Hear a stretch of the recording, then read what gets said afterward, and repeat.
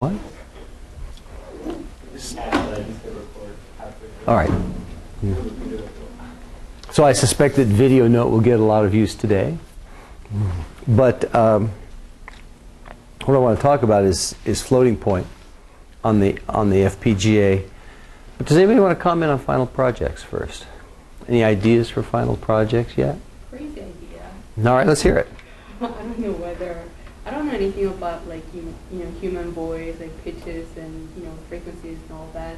But whenever I hear a song that I like, I like to like sing along, but without that the hearing that singer's voice, and if you usually like karaoke is really huge in Korea, but when you go like those karaoke rooms, the music that you hear like it's not really as good as the music from the original song. So can I actually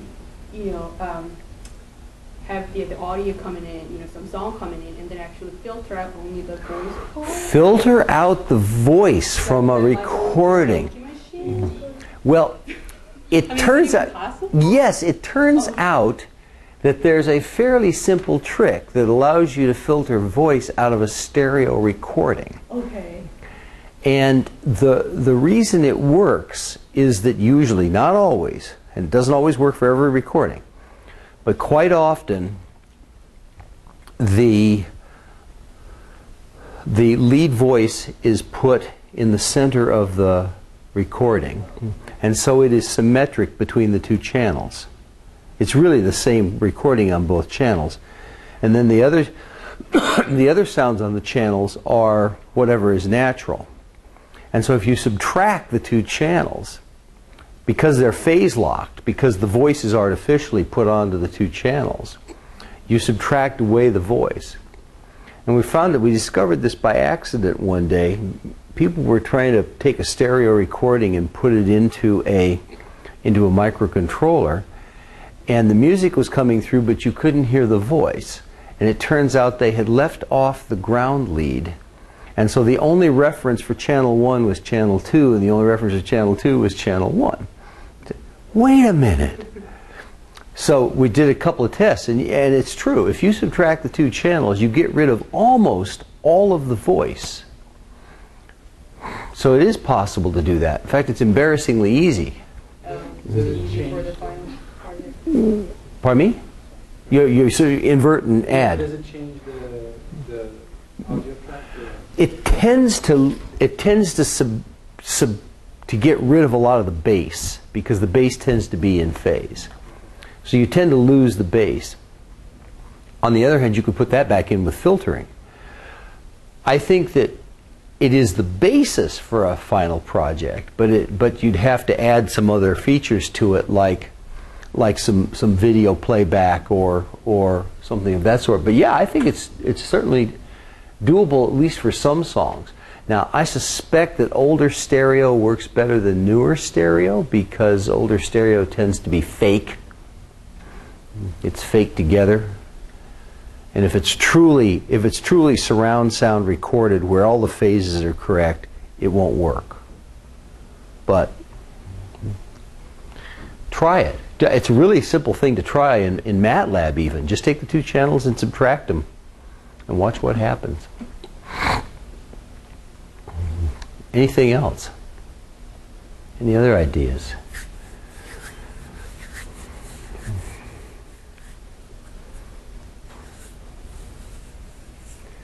So I've seen a couple of groups have done tracking projects where one group built a robot that had a Sony camcorder strapped onto the top of the FPGA board, and then put on motorized bass built out of stepper motors and foam core paper.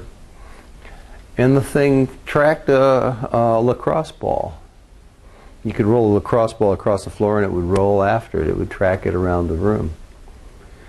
And it worked by parsing out a very specific color. The ball was bright orange, so it was easy to parse. And there was the project last year which tracked fingertips for doing drawing, again based on color. Nobody has done tracking based on form. that I know of. Another possibility is try and do face recognition or face scanning. There's this interesting technique where you measure. This was originally done as not as a computer exercise but as a manual exercise.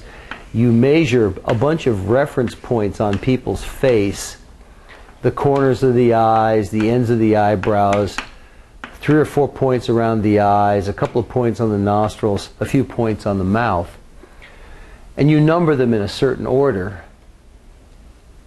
so that you're using some human input to do the recognition of what points on each image are equivalent.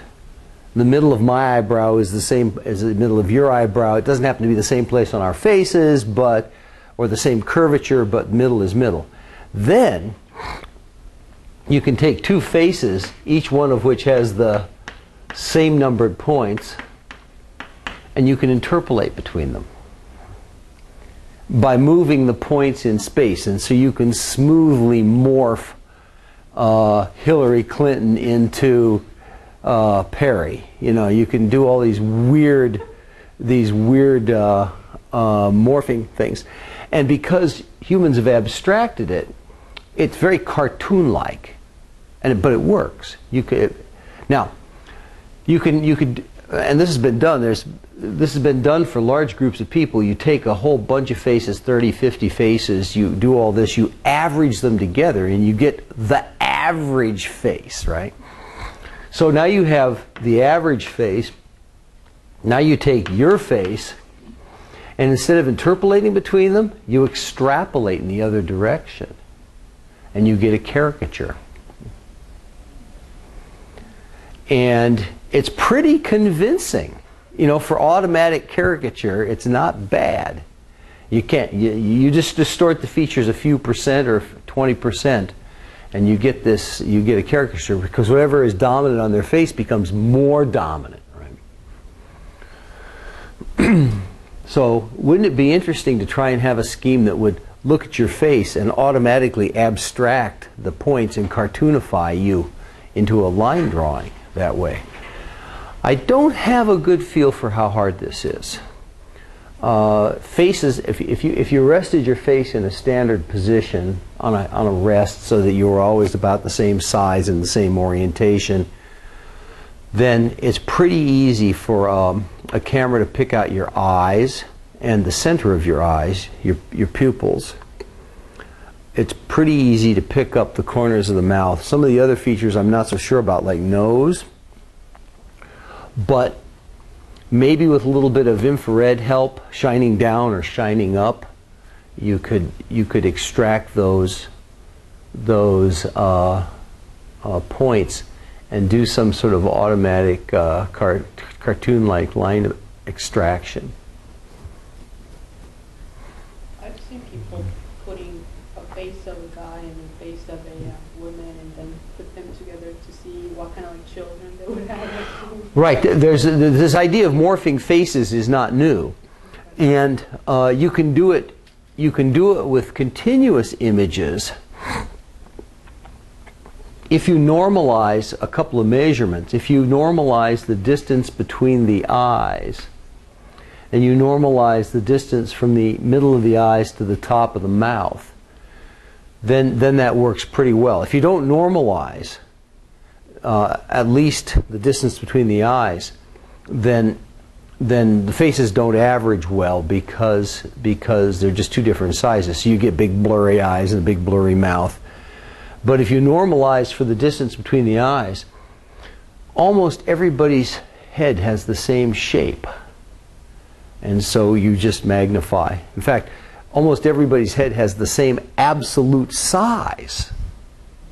Absolute size of heads is very well maintained across populations. This is what you get if you marry this person or that person, something like that.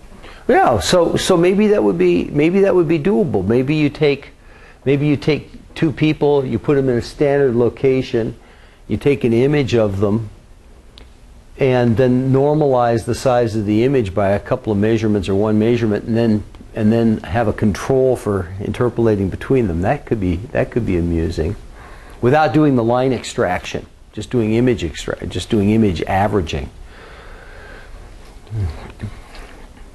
Another very interesting aspect of this is if you take a whole bunch of faces and do image averaging, not line averaging, but just image averaging. You take a population, you normalize their face, you add them all together, you get the average face. Almost everybody will consider that face attractive, pleasant.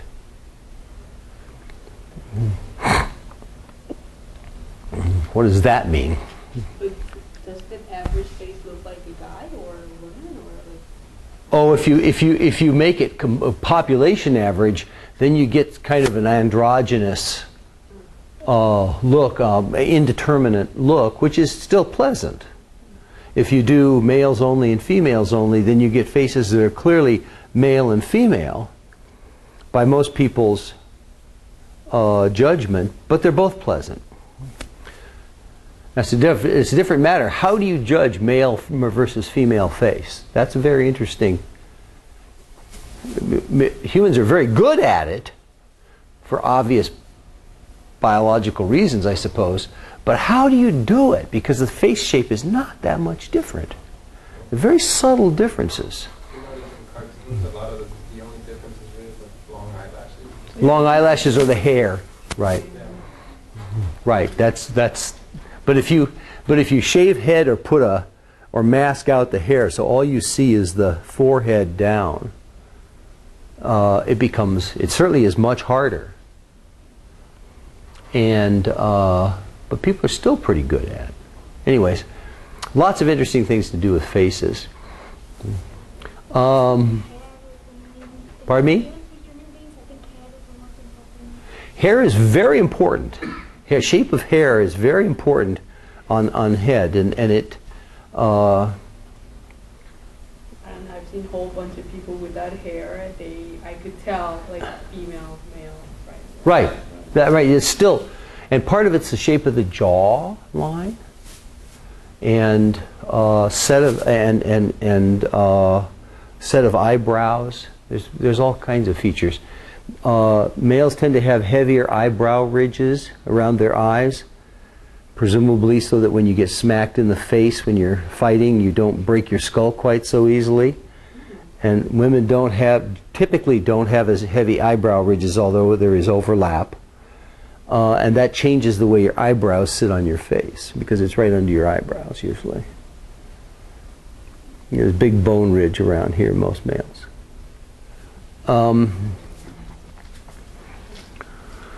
So that could be fun. Doing some sort of facial recognition stuff. Computer graphics, trying to build a fast rendering engine. 3D game would be cool. 3D stereo, stereo renderer. It's hard to do lots of kinds of stereo display, but the old style anaglyph is relatively easy technologically. You have a blue image and a red image, and you look at them through blue and red glasses. So the actual display of the 3D is easy, but calculating something interesting is the challenge here. So a 3D game, 3D asteroids.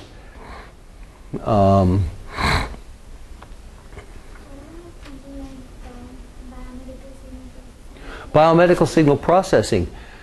I think that it would certainly be interesting to try and do automatic recognition of ECG abnormalities. Now,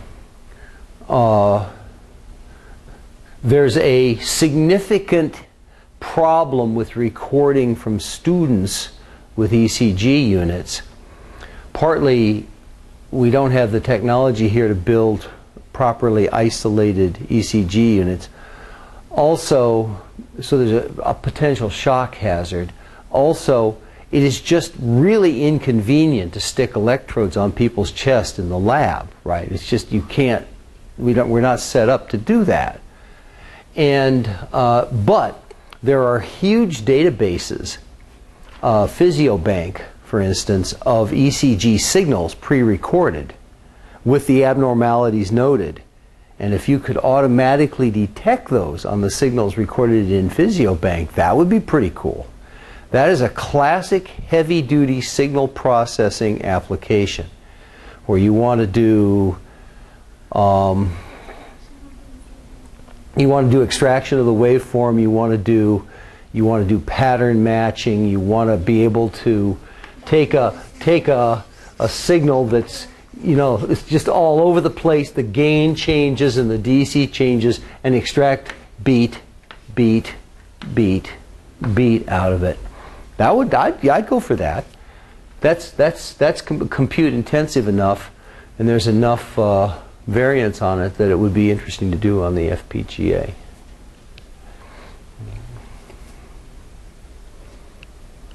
Mm-hmm.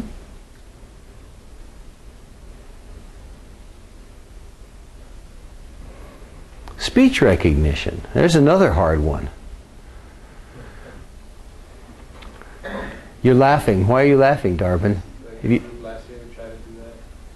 During the testing phase, all you hear is hello, hello, hello. 8,000 times. Hello, hello. No, say it more uniformly. Hello, hello. Yeah, you see people over in the corner going. But like there's this video on YouTube with Scottish guys trying to operate a voice-operated lift. Don't get the accent right. As in, Oh. you don't talk exercises, maybe the English accent. Oh. So you can't- so- They're stuck in the lift for a half hour trying to get the accent just right so they can get out. So I have seen 1 year a group did a project on speaker recognition versus what was spoken. Because you can tell over the phone whether you're talking to your mother or not, no matter what she says. And so how do you do speaker recognition? Somehow you're extracting invariance about the physiology of the person from the spoken sentence. And there's a known way of doing this with humans. It's compute intensive. It's so close to completely incomprehensible why it works. I almost hesitate to say it, but you take the Fourier transform of an utterance. You treat this as a signal, as if it were a time signal, or you balance it. You do some. You emphasize high frequencies more than low frequencies. It's called a MEL balancing. Then you treat this as a signal. You do a discrete cosine transform on it, a discrete cosine transform on the spectrum, right? You take the first about 12 coefficients of the discrete cosine transform, and then use that as a basis for doing automatic machine recognition, machine learning. So you play a bunch of samples of a person's voice. Do this it's called a cepstrum. That's an inside-out spectrum. So you do a cepstrum analysis. You train the system on cepstra of different people, and then after that it can recognize people. They managed to be able to discriminate between the two of them, no matter what they said, on single words. Doesn't matter whether my name is Terry or My name's Terry? yeah. No, It doesn't matter. it doesn't Still matter. recognize. Yeah. In between ceiling? Well, the closer the physiology is, the harder it is in general. I cannot always tell on the phone my daughter from her mother. All right, particularly with certain utterances where it's a very clearly learned response. The words are very similar, as well as the intonation.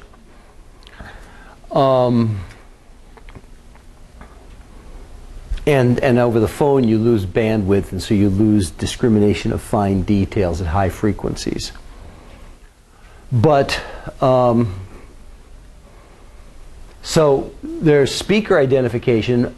It's been done barely, so you can do two people. Now there's the other side of it is speaker independent content recognition, where you don't care who speaks, but you want to always hear the same words. That was the most successful project I've seen on any of my classes. Is a group in the microcontroller class, where they have a lot less CPU power, did this. They got 7 words independent of the person with 98% accuracy or 95% accuracy, and it was really speaker independent. They both had heavy Chinese accents. It worked for them, it worked for me, it worked for the TA, it worked for everybody who tried it. That's very impressive. Single words only. Single words only. It's good for a password lock. A password lock, right?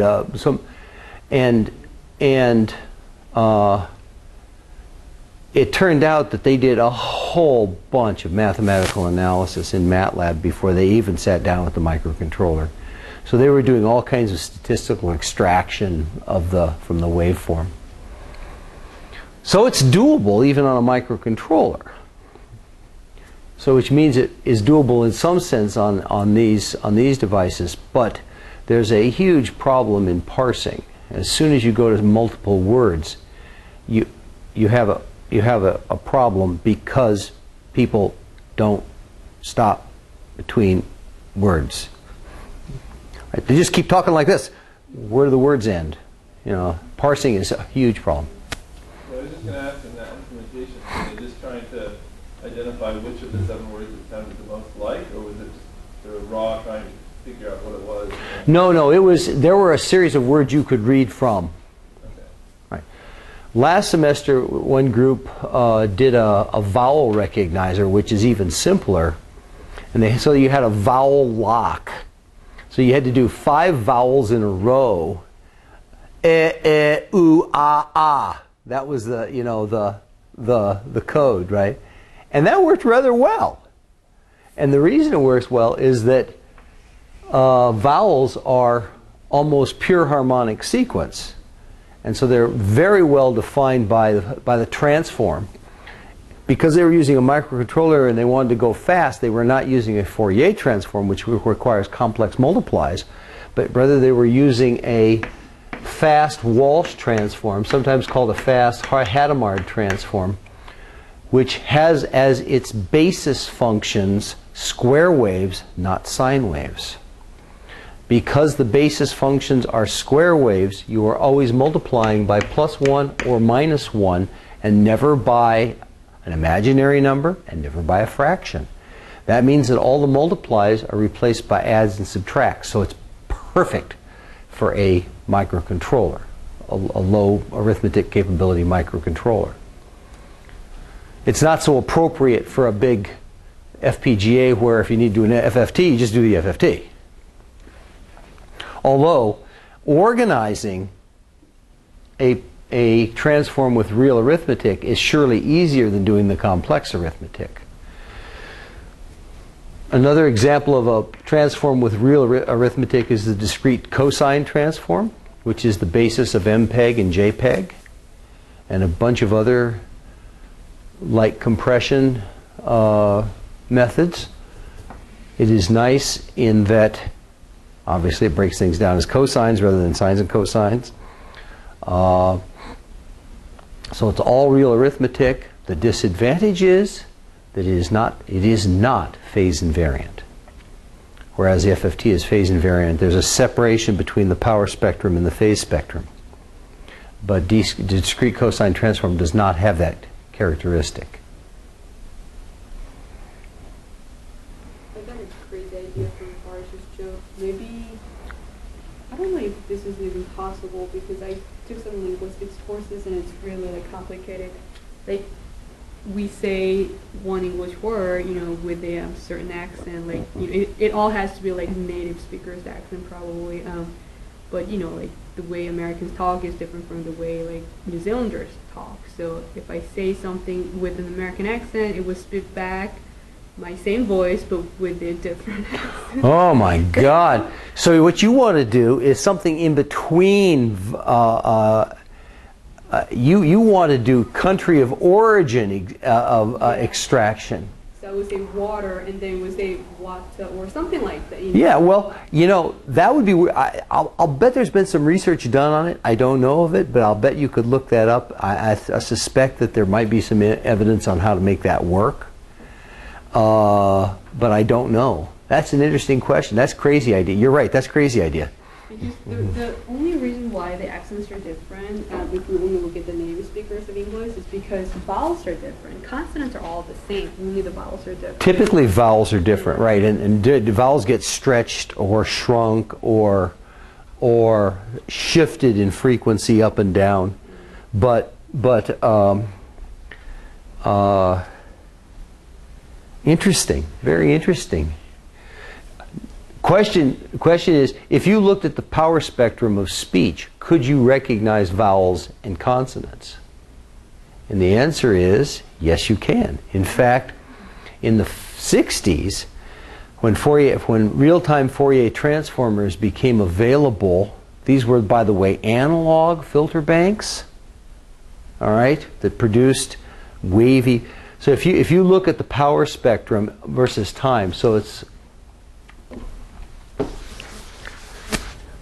you have time in this dimension, frequency in this dimension, and then every spot at a time and a frequency has an intensity proportional to its energy.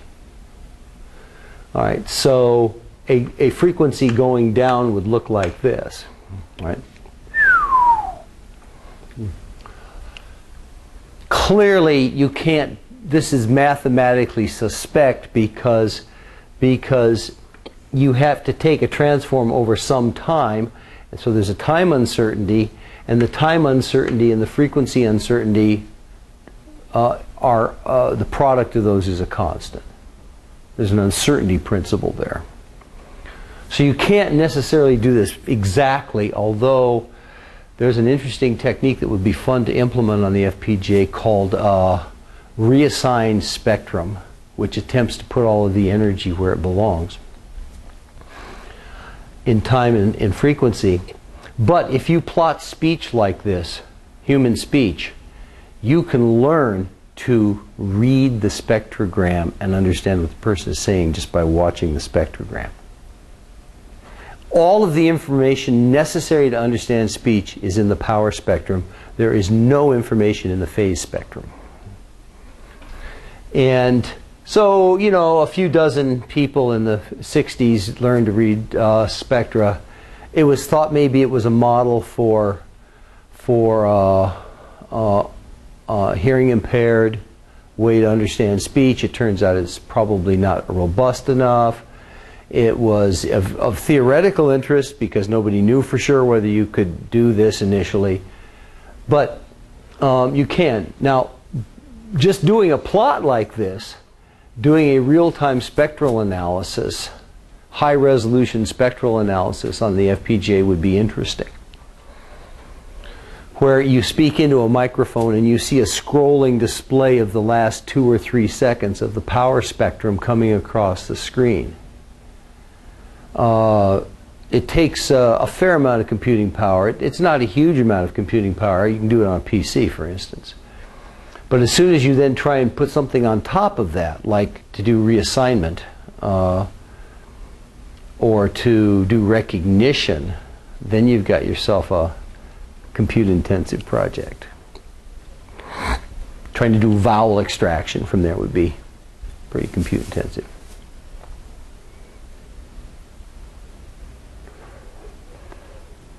What other? So speech. Yeah.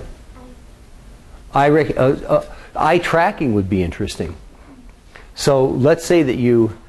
I had an MEng project on this last year where they took a hard hat. It was a. You may have seen it up on the monitors. The image is up there. Have a hard hat with a camera staring at the face, and another camera mounted the hard hat staring out into the world. And they could calibrate the thing so that the camera staring at your face could detect where your eyes were looking quite accurately using infrared reflectance from the pupil, and that could be calibrated so that the camera looking out at the world had a little X on it which showed where you were looking in the image of the world. If that could be shrunk down to the size of a pair of glasses, there would be a huge market for it. If you could just put this thing on somebody's face and say, all right, I now know what you're looking at. There's a huge market for this. You can imagine advertising. People would love to have something like that. But there's other reasons for it too. It turns out that one of the first things you can measure in infants is which way they're looking. And so you can understand more about how infants think by watching their eye motions. A very early sign of lots of neurological impairment is eye motion. So people with Alzheimer's tend to have disturbed eye motions. If you could pick that up early without being horribly intrusive, I mean, take them in for testing every day for an hour, then that would be huge.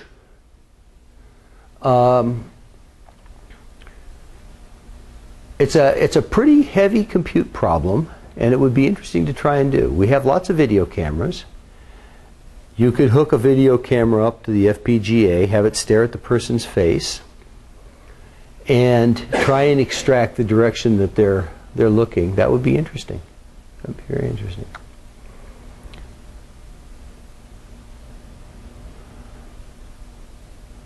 Then it would be nice to have a second camera hooked up so you could do the forward-facing camera and back-facing camera, perhaps on something a little lighter than a hard hat. But the hard hat was nice and rigid. I think, however, eye tracking, there's another way of doing eye tracking, and that is to stare at your eyes with a camera, and you shine infrared up your nose. And infrared penetrates through your skull just fine. It goes through blood vessels just fine. So it ends up going up your nose and bouncing out of your pupil, right? So you have this beam of infrared coming out of your pupil, right? It ought to be dead easy to detect with a camera. I haven't done, I've tried this with a photoreceptor, with a photocell, and yes, I did this. I stuck an LED up my nose and then put a phototransistor back and forth across like this in front of my face, and there were big spikes where it passed my pupil. But this was just sitting in the lab one day, and it really needs two people, one to take a photograph of your face while you're doing this to see if your pupil is glowing. I'll bet it is. But you can also do this. You can shine light right in. There's a fairly thin spot in your skull right here where there's a kind of a little dent, and you can shine light in there and it comes out your eye.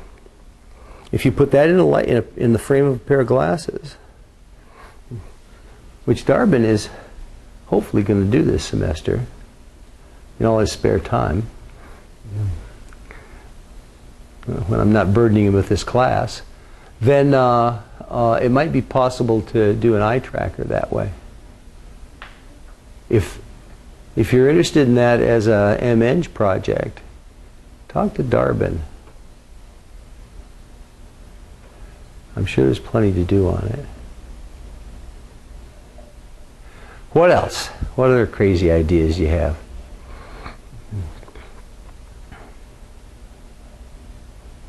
There's an interesting machine learning problem where the basis is that imagine yourself in a party and everybody's having a conversation, and the idea is how do people pay attention to just one, or just the person that they're talking to? That's a very interesting problem. And I think you've all had the experience of you're at a party, you're videotaping people talking, and it's just cool as hell, and you come back and you listen to the videotape and you can't figure out what the hell's going on. Because all of the sounds are mixed together on the videotape, and all you hear is blah, blah, blah, blah, blah, blah, blah, blah. So, yeah, the question is, how do you tell one person from another in a complicated situation? And there's a bunch of methods people use.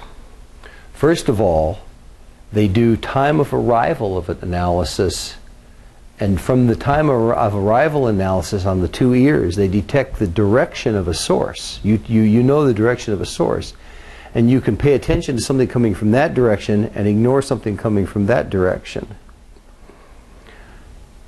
You can also do sort of meaning extraction and try and focus on one meaning stream and ignore other meaning streams. Just doing the direction extraction would be interesting to do.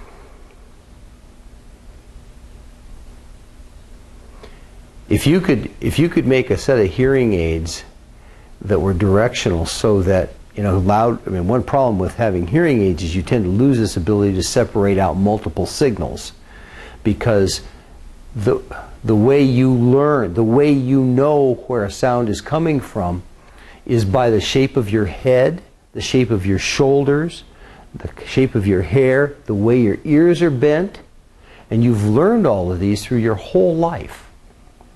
And if you mess with that, you can't get direction anymore of a sound.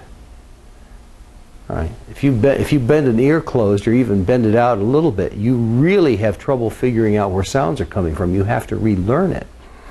And if you've messed with the phase too much by, say, putting an amplifier in each ear that has an indeterminate phase response, then you lose the ability to get direction. And so when you're wearing hearing aids, everything just sounds like it's jumbled noise. If you could make hearing aids that focused where you were looking, for instance, which phase locked to where you were looking, you wouldn't have to work anymore.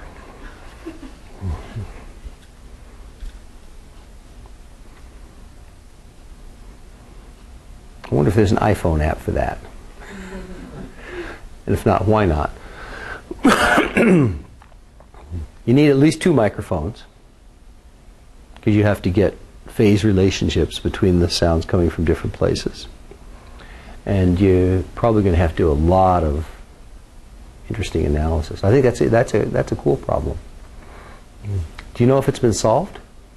I've seen examples of it. I don't know how general they work, but I've definitely seen an example where they have 2 people talking at the same time in one recording. They do some MATLAB calculations, and then the output is 2 different signals with those voices separated. So this is from a recording. Is it a mono recording or a stereo recording? Do you know? Because stereo recording, I can kind of understand how you do that, but a mono recording becomes much harder. If you get a reference on that, that would be, I'd like to see that. What else? What other crazy ideas? A bunch of good ideas here. Games are always okay.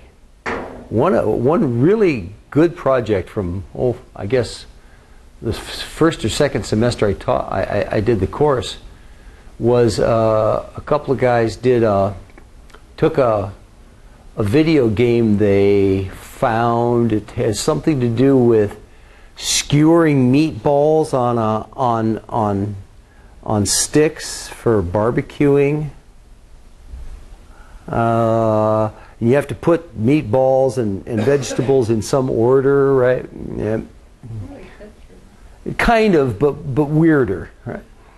And they managed to build a sprite-based system where individual high-resolution images of small objects were held in M4K blocks and moved in real time.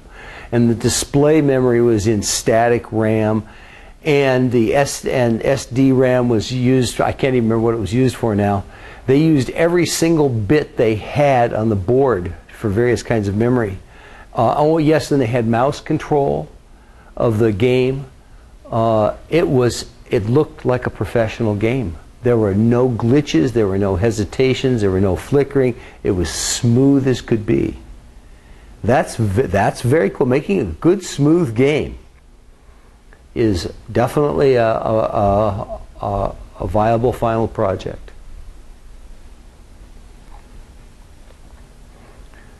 Clearly you want to do something a little better than, say, Space Invaders, which runs on an 8-bit microcontroller, right? But But there's lots of room at the top to make something interesting. 3D, better sound, better color.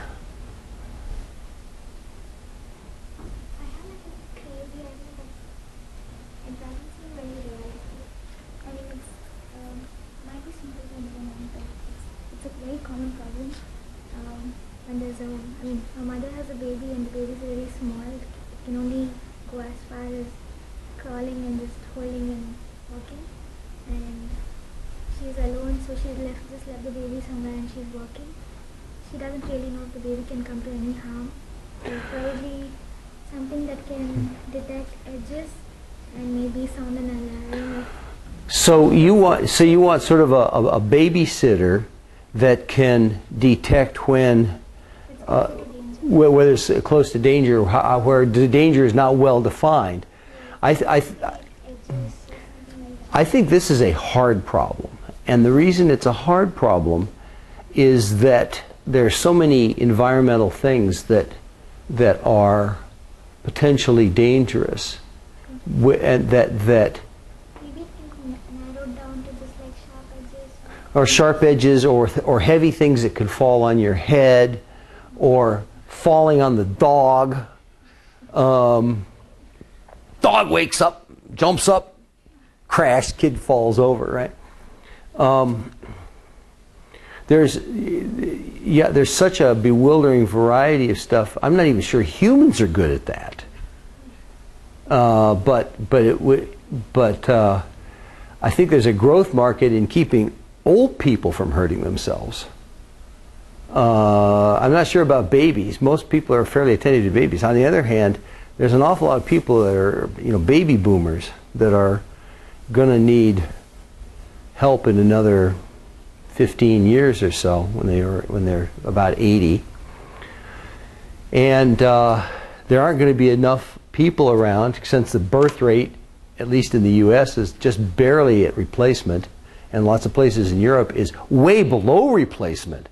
I think the birth rate in Italy right now is 1.3 babies per woman, and the replacement rate is 2.1.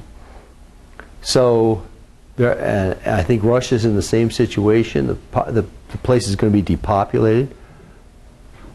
What do you do? How do you take care of people if you don't have any young, moderately cheap workers? It's got to be robots.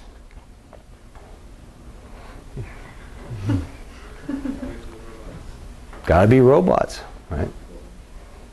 I believe Japanese are working on this very hard right now. Oh, So is the military. The military is working on carrying robots. In fact, there's a robot that exists that can... the muscle. Right. Well, you've got man amplifiers, right, where you scoop. This guy is walking along carrying 70 kilos in each hand, right, and just walking.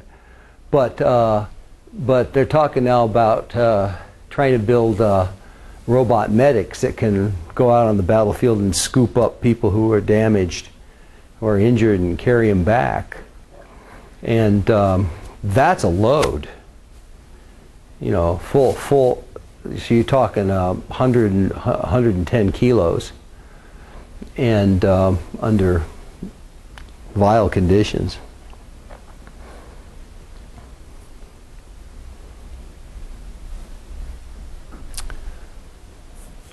But then DARPA has the money for that. What other crazy ideas?